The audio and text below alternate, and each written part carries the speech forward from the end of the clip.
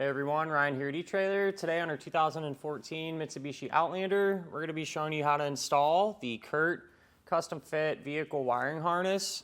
Before we do that, let's take a minute, we'll check this out and make sure it's going to be something that you need. So for those of you that plan on pulling a trailer around with your Outlander, or even have some sort of light up hitch-mounted accessory, you're going to need a way to power up those lights, right? And that's where a kit like this is going to come into play. Allow you to take your trailer connector, plug into it, and get all of your signals, which will be your brake lights, your tail lights, and your turn signals. It is going to be a 4-way flat type connector, so really common for the types of things that the Outlander is going to likely to be pulling around, those smaller and medium-sized trailers. I mentioned those light up hitch accessories earlier. The vast majority of them use this same exact style. Now when it comes to mounting the connector up, you got a couple of different options. Our draw tight hitch here had a bracket that allowed us to zip tie the wiring connector to it and mount it up that way. If you have a different hitch, you can always, just drop your wiring down, attach it to the safety chain opening, or pick up additional brackets. There's no drill long brackets and 4-way flat brackets that can connect to the hitch and secure it that way. And one thing I did too was use about a foot long piece of this wire loom here. That way, it just helps keep the wiring protected and helps it blend in a little bit better too. The kit is going to have a module built into the harness, and that's going to help prevent backfeeding and prevent any electrical issues on the vehicle side of things, right? So nothing to worry about there. And with this being a custom fit kit, it does make the installation process a little bit easier. You're not going to have to chop up your factory wires and go through all that. More or less, it just has connector ends on it that pair up with the connector ends on your vehicle's taillights. So you plug those in, route some wires, and one of the more time-consuming parts of it, at least, is just having to route a power wire from the back all the way up to the engine compartment so you can hook it up to the battery. But underneath our vehicle, at least, it was pretty open, so not really complicated, just takes a little bit of time. With that in mind, if this is something you don't want to mess with or have the place to work on it, you can always use our dealer locator network, and that can help you find a shop in your neighborhood that can do something like this for you. But if you're going to do it yourself, hang around. We'll go ahead and get started on it now. To begin our installation for our trailer wiring, go ahead and open up the rear hatch. And the very first thing that you want to do is get any of these floor coverings removed and out of our way. We can get this little compartment removed now, and on each end of it there will be a Phillips head screw. It looks like that's all there is holding this in place. Get both those pulled out. Yep, and that was it. So we'll lift this up and out of our way as well. We can get this threshold piece removed, and you should just be able to pull up on the sides of it. Sometimes it'll help if you got a little trim tool like this. Just a little cover there. You can kind of help get a little bit of extra leverage to get this free. So just these tabs holding it in place. And with this free, we'll set it to the side. At this point, we need to take these panels and kind of peel them off to the side a little bit. That way we can get to our taillight connectors. So there's 3 fasteners. One of them will be down here, just a Phillips head screw.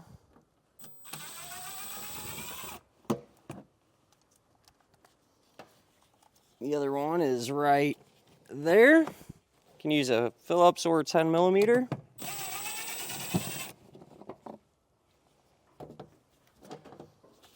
And then we'll have another Phillips right there. Now we should be able to just kind of pop this free, similar to how we did our threshold. And I want to mention too, you'll also do this to the other side of the vehicle the same way. We'll just pop this free, and we don't need to get it completely removed. You know, something about like that should be sufficient just to gain access to our connector. This is the connector we're looking for, and we need to separate it. So there's a little tab you can push on. And while you're pushing down on it, you pull the two ends apart. And then you can take your new wiring harness and you'll grab the T connection side that has the red, yellow, brown, and white wires going to it. One end will plug into one side of the factory connector. And the other end will just get plugged back into the factory side there. You want to grab your 4-way flat connector now, and then the big bundle of power wire that comes with the wiring kit. You can take one end of your power wire and that 4-way flat, and we're going to feed these to the underside of the vehicle. Looks like we don't really have a grommet, a factory grommet we can use, so you could drill a hole and make one. Or what I'm going to do is just use this little vent here. It's big enough. So let me get this through. There might be, feels like there might be a little piece of plastic inside of there holding this up. So I might just come back with a pair of snips and cut it out, make it a little bit larger. That way our 4-way flat end can pass through. So there's just a little piece of plastic running across, connecting those squares together. I just cut one of them out, and that gave us enough room to drop all the wires down through. I'll push a 4-way flat one through pretty much all the way. Might give myself a foot or two up here to work with. And the same thing with the black power wire that we got. I'll give myself a little bit up top to make our connections. We can get the power wire hooked up now. So there will be a black wire coming out of the trailer wiring box. You can take a butt connector, put it over the bare end and crimp it down. I did upgrade to these heat shrink style connectors just because the ends seal up and help protect against corrosion and stuff a little bit better. So you can always grab these at eTrailer if you want them. But the ones that come with the kit will work just fine. Just tape them up once you complete the connection. This is what I recommend. But then we can grab the big bundle power wire, strip one end back, give the wire a twist, and this is how we're going to make all of our electrical connections, whether it be a ring terminal or a butt connector. The bare end of the wire will go into the other side. It'll get crimped down, and with the heat shrink style connector like this one I'm using, you can seal up the ends with a heat gun.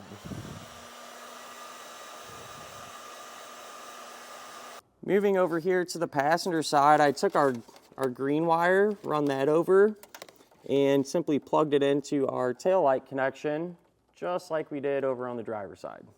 Moving back over here to our driver's side, we're going to have a white wire with the pre-attached ring terminal. That's going to be a ground.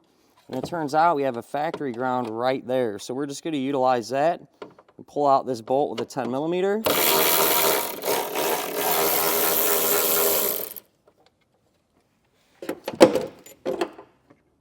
Take that bolt, put it through our ring terminal.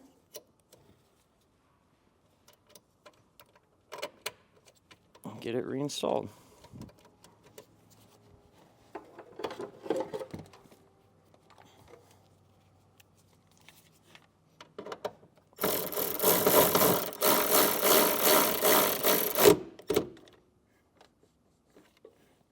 We can mount this up now, and I'm just going to secure it to this flat plastic surface here.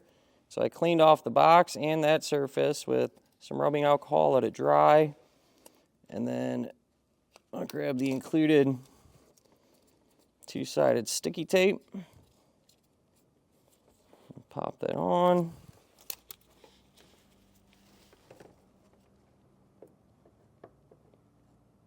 Just push that right in place.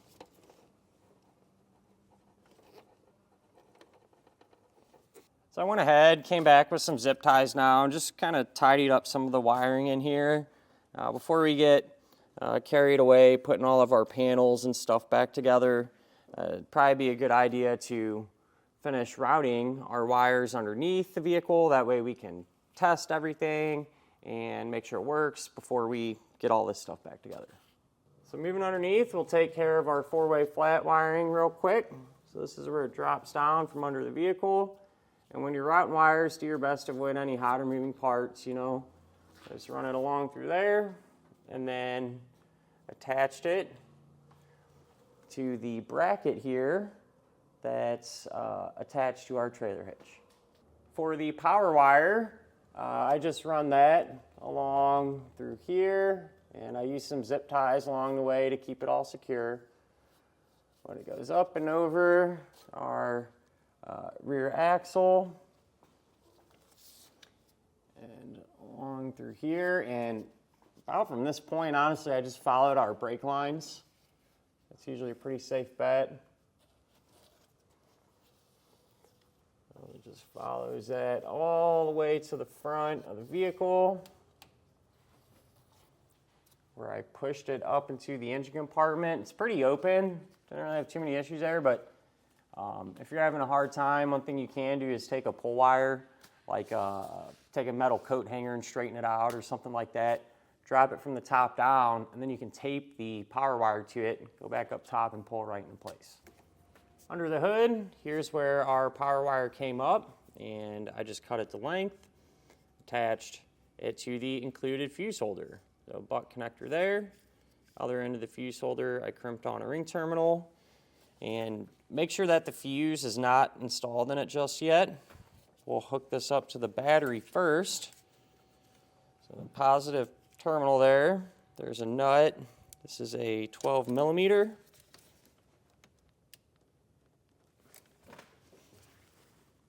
Get that broke free here.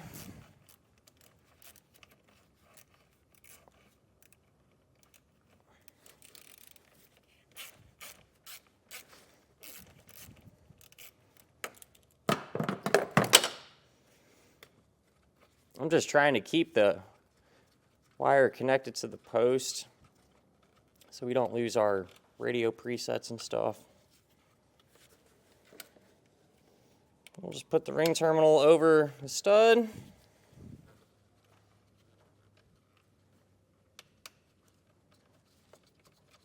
And tighten it up back down. And then once this is hooked up here,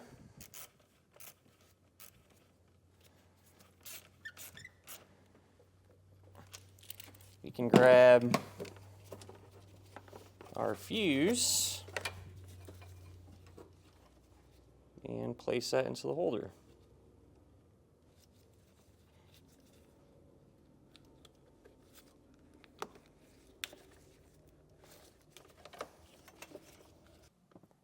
With everything hooked up, it's a good idea to test the wiring. That way we know it's working properly. I like to use a tester like this as opposed to just hooking up to my trailer. And I say that because if the trailer happens to have any issues, it could mislead you into thinking it's something you did wrong on the vehicle side. But we'll go ahead, try our left turn signal, our right turn signal. We'll turn on our running lights and hit our brakes. Now that we know this is working, we'll go ahead and get the whole inside of our vehicle all put back together the opposite way that we took it apart.